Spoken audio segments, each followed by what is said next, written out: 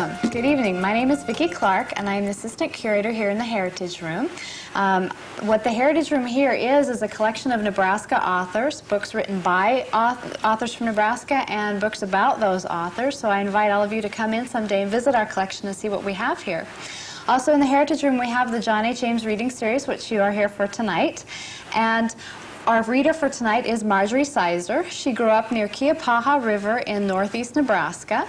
She won the Vreeland Award in English at the University of Nebraska and received her master's degree in creative writing there in 1980.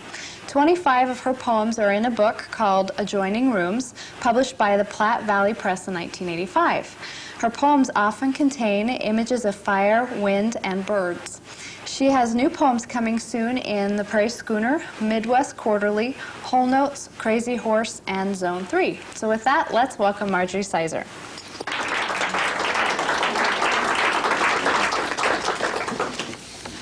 Thank you, Vicki. Thank you for coming. Thank you for your support. This poem begins with camping on the Platte. It's called Storm at Night. About 1 in the morning on Indian Island, the wind wakes me, sucking in the sides of the tent, sounding in my ears, the lightning so bright in the dark that after it is gone, it remains on the back of my eyelids. On the back of my eyelids, the hoops and zippers of the inside of the tent, thunder close and huge over me, the rain beating on the tent, on the purple poppy mallow as I imagine it, low against the ground in the dark, talons of the screech owl grasping the substance of the tree. When things settle down to rain, the surface of the Platte, as I imagine it, peppered as if with stones. I am thinking of my friend, who, when he knew he was going to die, sat in his yard in the sunshine with his neighbor. The two of them sitting on blue lawn chairs, drinking strohs. Both of them with their man hands rolling cigarettes, making a trough with the index finger in the squares of white paper, shaking the tobacco into the trough, rolling, licking the papers, trying again. Both of them not smokers, smoking. Both of them not talking about illness. The Platte flowing over its source around and over gray boulders, flowing beside Indian Island, beneath thunder, white for a moment under lightning, its broad surface wrinkling like skin. I am thinking of Crazy Horse, who before he died asked for the man who had pushed the bayonet into the soft parts of his back, asked for that one to stand before him, and spoke to him of pardon. Crazy Horse lying in his bloody grave clothes, his mother and father receiving the body of their light-haired child to put into the cart. After rain, not sleeping, thinking. A wind high in the cottonwoods, the crickets stroking the dark. Thinking of my daughter who called to say she cut her hand with a knife in her kitchen. My daughter far down the flow of the Platte, learning my grandmother's remedy, using her poultice of sugar and alcohol. The cut, as I imagine it, healing. My daughter, her smooth brown hair, as I imagine it, hanging above their hands. Young woman's hands, sleek skin, taut, thin bark of the slender ash. Old woman's hands, laying the white cloth of the poultice against the red line of the scab, winding strips of cloth, wrapping the wound. The Platte, from its source peppered by night rains. In the sun, the water sparkling like leaves turning in wind. The Platte wrinkling over its sandbars, around the smooth white bones of its cottonwood logs.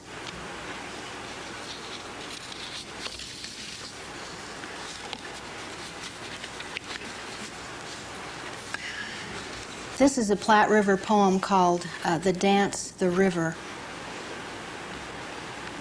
In March, thousands of cranes stand in shallow water at night, water running over their feet as it would run over bare feet of a woman standing in the Platte watching the shore. Sound of cranes feeding, a rippling sound that humans remember.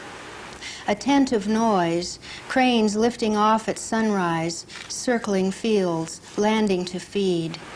Cranes standing at each night on sandbars in the moving water, grains of sand under their 3 toes. Their noise, a river above the river. A coyote on the bank, under the full moon, watching cranes, wanting to fill his mouth with thin legs, with feathers, with the keel-shaped bodies of cranes. I sing my own song to the Platte, as if it mattered. I have wanted to see the river at its sources, to stand in snowfields in mountain ranges, to move one boot after another over boulders and scree, to the top of a mountain to look for the form of the river there. Something coming out of earth, out of snows, lowering itself in stages across the plains, carrying animals, carrying fish, stick bodies of insects moving over the moving river, the kingfisher flying back to the trees, his beak holding food. Birds nesting near the water or standing 3-toed in the channel. Something that moves, that sweeps with a power, a swift lapping around our knees or our thighs, its richness traded or divided by humans, heirs making their plans while the body lies in the next room. The Platte having come again, descending, carrying the songs of bullfrogs and tree frogs, descending under highway or railroad bridges. Like me, coming to birth, in this moment, drop of water, specimen of snow, falling on a mountain. In this moment, flowing over sand where ancient cranes have stood, purling indelible sounds, where first-time cranes will dance again, the ancient, awkward dance.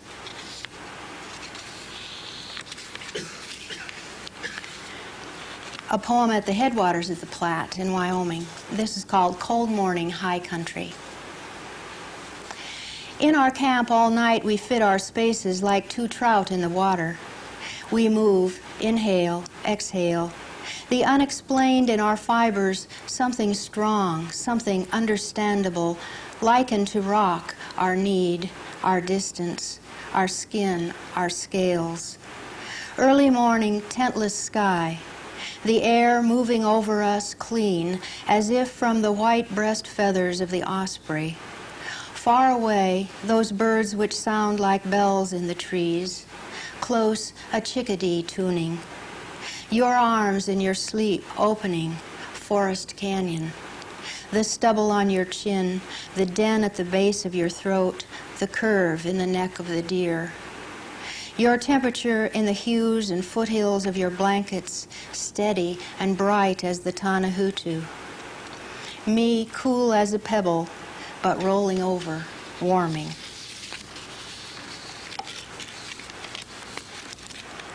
This is an October Burning the Leaves poem. The last of the sunset behind the house, we rake leaves into a pile. Leaves of the box elder, rolled tight as insect cases, damp on the green grass. We carry them to the center of the garden, only the pepper plants left, the soil raked smooth as a bedspread. We kneel. My husband tries to light the fire. I blow into the pile, a gold edge traveling in the leaves like a line of tide. Fire blossoms like a quick, heavy peony, but I am still blowing and I blow it out. I stop. A flower of flame bursts in the leaves, catches, burns. We sit back on our haunches, fire taking the burden of words. Sound of fire, not quite noiseless. Sound of fire eating up sound. Talking to wind, telling how it will go, what it will do. It has a taste for wood. Would chew up oak and elm, would talk in front of us and behind our backs if we go away. Fire having songs of birds in it, but not giving that, giving instead the silence of the garden. its language big in our ears and undecipherable. We give it the last pieces of the dead apple tree. It is acting as though it will last, making a bang whenever it pleases, using itself up, spending itself. We squat watching.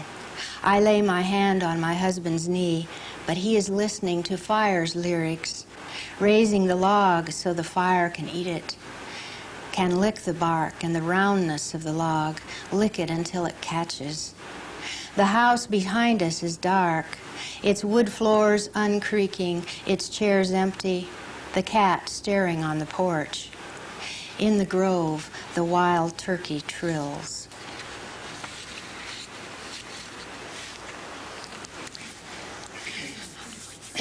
On the road, traveling, with your tape player going, do you ever sing on the road?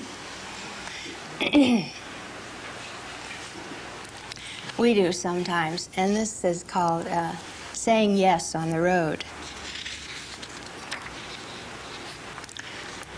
We are singing in the car, my husband and I, rolling past the shaggy clover blooming on the slopes of the underpasses, the ripe brome grass and foxtail nodding. In the 70s, we had a song. My husband would take my hand whenever it came up on the tapes, the kids in the back seat embarrassed. My husband holding my hand and singing to the white lines in the highway, asking me not to leave him lonely. It's a new song today. Our songs, like our hands, having changed. The veins softer under the softer skin, things looser now, not so needy, not so sleek. The cars changed, the green Datsun, the red Dodge, the big boat of a Cutlass, years and years down this highway, that highway, beginning to hear in the songs the key changes, the unmistakable beats, beginning to hold the hurt secret places. Remarking on a hawk in the top of a dead cottonwood, mentioning the tweed of a milo field, the epaulets of a blackbird, yellow clover, fences, passing a red pickup from Indiana, looking like every pickup from Indiana we have ever passed. Today, in this van, hearing the singer's voice from every speaker, accoutrement to our song in the car. Both of us singing, looking straight ahead to the horizon.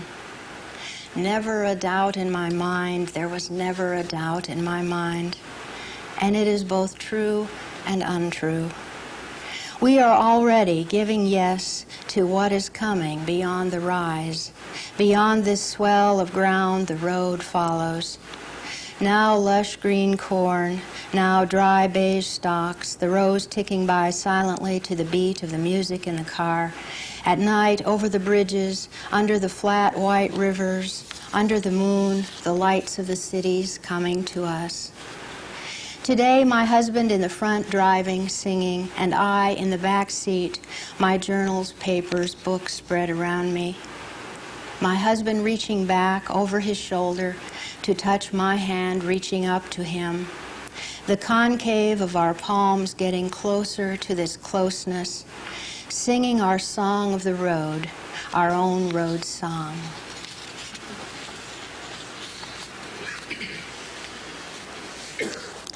The kites in this poem are big stunt kites. It's called Flying the Christmas Kites. You fly two kites together on one harness. They are stunt kites, will do what you ask with the handles you hold in your hands. You have your eyes on the kites, your hands and wrists and elbows moving smoothly, your body round in your down coat.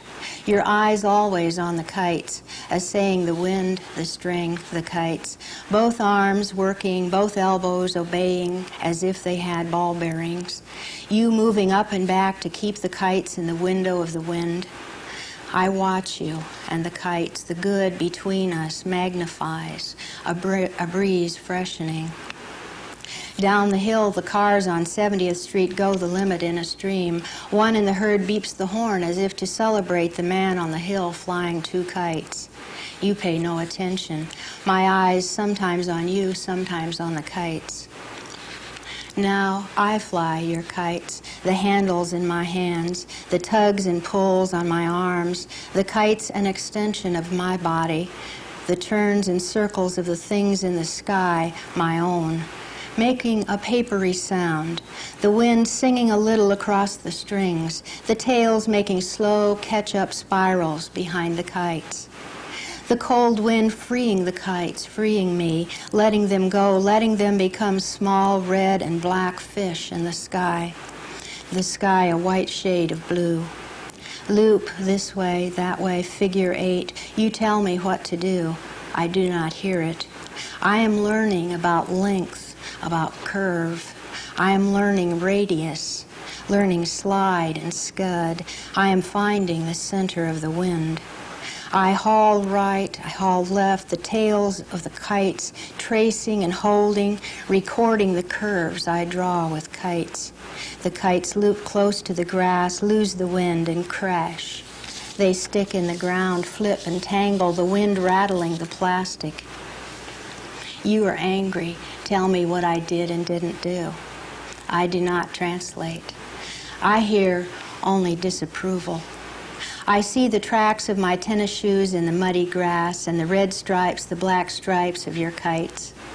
The kites rattle under your hands as you unhook and untangle the strings of the harnesses. I study the pattern of gray hairs in your beard. You bite your lip. The wind moves the cords hanging from your blue hood. You run back along the strings to the handles. I lift the kites, the wind battering them against me, hoisting them up, taking them high, the kites above me darting sideways and back. At sunset, I run down the hill to my car, the wind spreading my arms, raising them, my feet running fast on the slope of the hill, my arms straight out like a crosspiece, wanting more clean wind, wanting up. This poem is called Making Up My Mind on the War.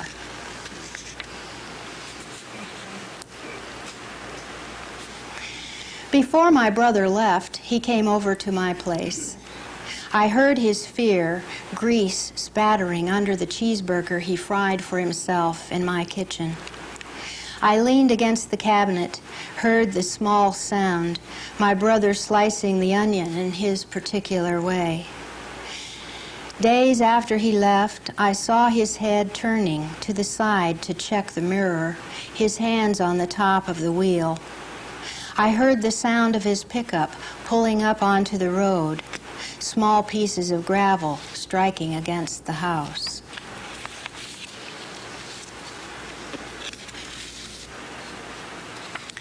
This poem is called The Fire and the Deer. The November I was 10 and was my whole self, I built a fire at the bottom of a maple tree away from everybody. Nobody saw me, or at least nobody stopped me, or ever said a thing to me about it. I would think I had dreamed it, including the smell of the fire in my hair and on my hands, except that I didn't. It was cold those days I tended my fire, cold with wind. There was the smell of the blackened wood and the cold, but I didn't shiver. When I was my whole self, I leaned into the cold as into a cape. I roasted an apple on a fork, sitting cross-legged before my flames, an imaginary forest around me, imaginary deer, but the apple real and spitting juice, juice running down the fork, popping in the fire, cracking like the cottonwood branches when they burned. I ate the apple, burned my hand, burned my lips. It was a good meal. The part near the core hard and cold, the skin tough and dark and hot over the bubble of the juice and cooked apple underneath.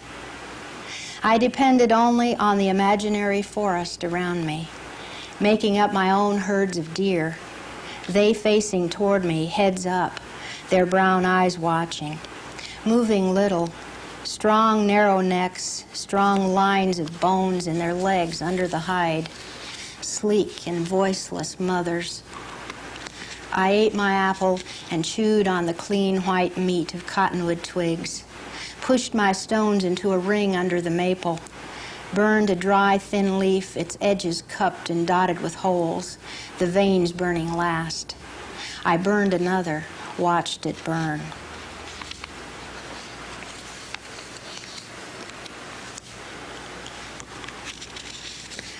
This is a poem about a spring snowstorm when the trees are weighted down with heavy snow. And it's called Resurrection. After the spring snowstorm, I go out to save the trees. Tree after tree, I shake them as if they were sleepers, feeling the jump and lift of the branches, hanging on when they spring, standing each time in a waterfall of snow, in a bath with the tree. I crack off a dead limb from an old redbud and use it, a scepter, on the forsythia. Yellow flowers come out of snow. The yews rise, closing rifts in their ball shapes. I get carried away and go on to someone else's woods to shake trees. I reach down into the snowbanks and feel for the hard limbs, pull them up, shake them, or hit them with my pole.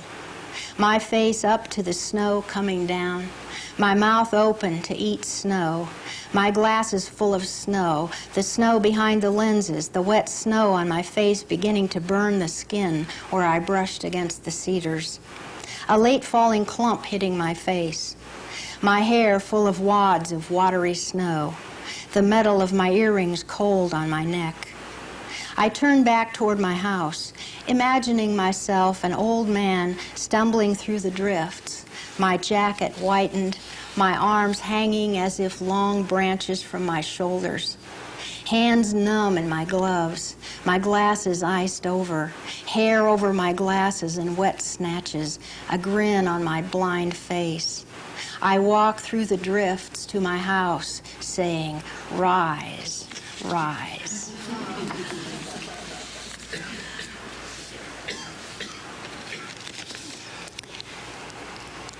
This poem is called My Father's Funeral. My mother has needed me to be with her, needed me Sunday when my father died in the hospital room, but didn't need me to pick out the color of the casket and the hymns. I was not there to choose what a friend we have in Jesus and a mighty fortress is our God. She didn't need me to decide on the blue button-down shirt and the blue tie with the thin red stripes. My sisters helped with that, being better at teeter-tottering back and forth, the blue shirt, the white, in Mom and Dad's bedroom, Mom taking out the blue, holding it up with the white against her body. My sister's more patient than I, as patient as my dad to listen to her choose this, then almost run to that. But now she needs me, the emotional one, because I can cry, did cry in the hospital, in the conference room, cried loud when no one else did, all of us in the chairs and couches around the perimeters of that small room. The doctor saying it is a good decision to unplug some of the tubes and machines. Nobody saying, let him die. It not being good to say, let him die, but all of us loving him enough to almost say it, to almost choose it. I cried like a loud 5-year-old, bowed in half with the pain of giving up, giving him up, putting my face down on my husband's trouser leg and crying loud enough for all of us. No quiet tears running down my face for my father. I remember the texture of my husband's brown trousers, the smell of cloth with tears, the pattern of lines in the gray carpet, my husband's hand rubbing my back, his hand around and around on my shoulder blades, the doctor and my mother and my sisters keeping a silence in the room. Now the sound of our shoes, my mother's shoes, my shoes, going up the steps to the church. The church sitting on the foundation of cement blocks Dad had laid, Dad tapping a block with the handle of his trowel, watching the bubble of water in the level, tapping again. Now in the narthex, a few quiet people stand around, the thick bell rope pulled over and hooked on the wall, the rope he had pulled, hauling down on it in a rhythm, waiting for the sound, letting up, the rope pulling his arms high, Dad pulling the rope down, his face intent, listening. My mother going before me into the quiet, empty church, reaching back for my sleeve when she sees him. She has seen him in the mortuary, but this is in the church, the last day, the last time, and we have almost chosen to let him go. I stand with my mother in the aisle, a few people in one pew.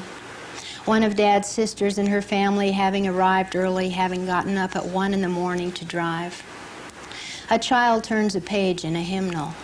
My mother holds my elbow, and we are at the molded corner of the bronze-colored casket. Once again, the surprise of it. My father's sleeping face, his glasses, and his blue shirt and tie, and his only suit. Not getting up and tending to business. My mother sees that something is over his hands. The well-groomed men from the mortuary have draped a sheer cloth, a curtain to partly cover his block layer hands. She pulls it back to see what they are covering. I am grateful for her, always spunky. She gasps and holds her handkerchief over her mouth. And for me, because I cannot do it, and for all of us, she puts her hand on his hand to cover his wounded, purpled skin.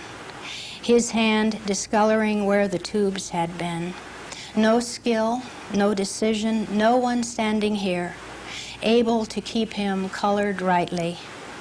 No gasp, no quiet tears running down my mother's face, able to decide to keep him back.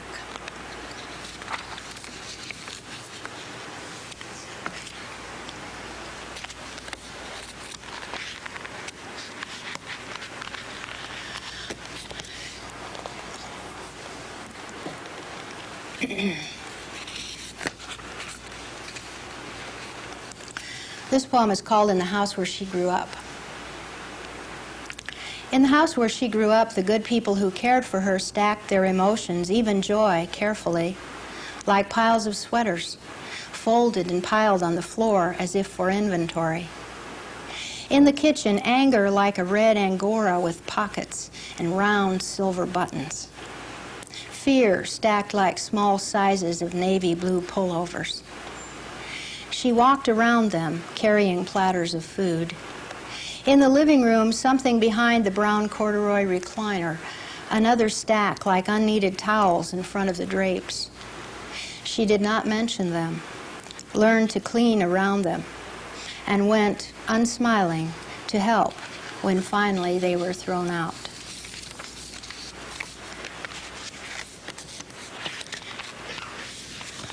On a lighter note, much lighter, this is Man at the Derby Star.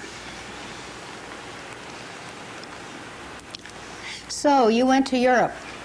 I knew this guy once, went to Europe. Supposed to go with 3 girls, they chickened out, so he went by himself. Takes a lot of guts not knowing the language. You take your vacations.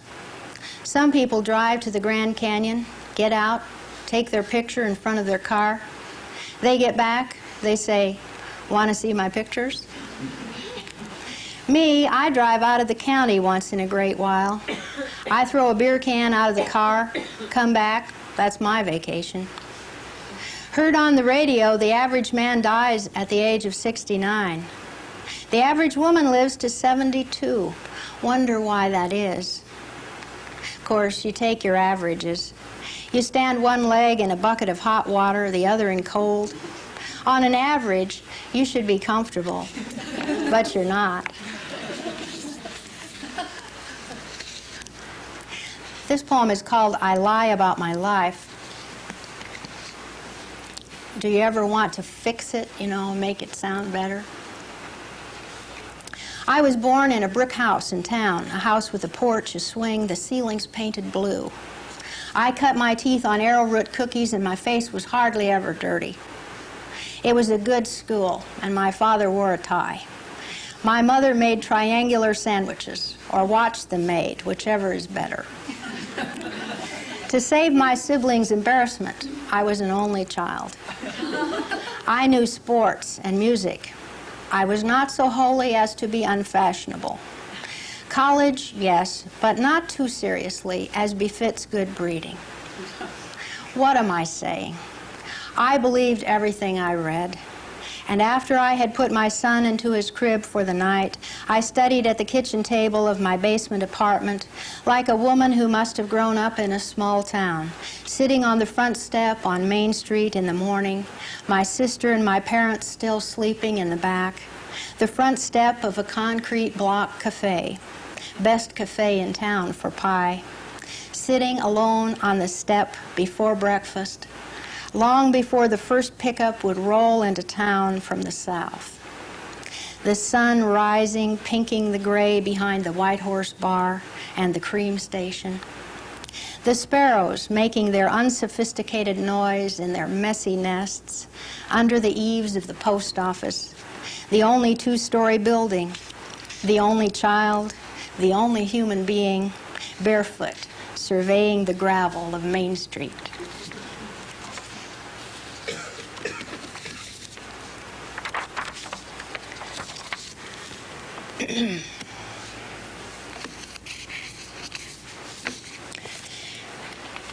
This poem, the woman in this poem is alone in her house. She's making potato soup. And all the fairy tales have not come true. Put one foot on a chair. Turn the peelings in long ribbons into the metal pan on the table. Not quite under your breath, curse him. Say he is pig-headed and tight. Say he should not expect it. Nowhere in the gold locket opening to the strong, dark face, the hard cheekbones, did it promise you would run down bugs in a house not fit for the goat woman. Nowhere in the new grass, the crickets, the stars, did it prophesy coal dust. Say your mother warned you against the French, against any man named Jake, against darkness, against strong fingers. Chop them into convenient sizes, the potatoes, the onions. She said he would smell of onions. While it is boiling, throw the peelings to the chickens. Wipe your hand on your coat. Not even a decent hen house. Milk and butter and salt. Float the pepper on the top. Turn the gas low. At least it's not cobs. Slice an apple for the canary. It hasn't sung since Wednesday. Rock. The squeak of the wood comforts as the light goes down and down. On the east wall, the everyday pattern of lace and cedar branches fading. Rise, stir. The children are gone, except Jakey. Alfred is dead under the snow. When he opens the door, tell him it is ready.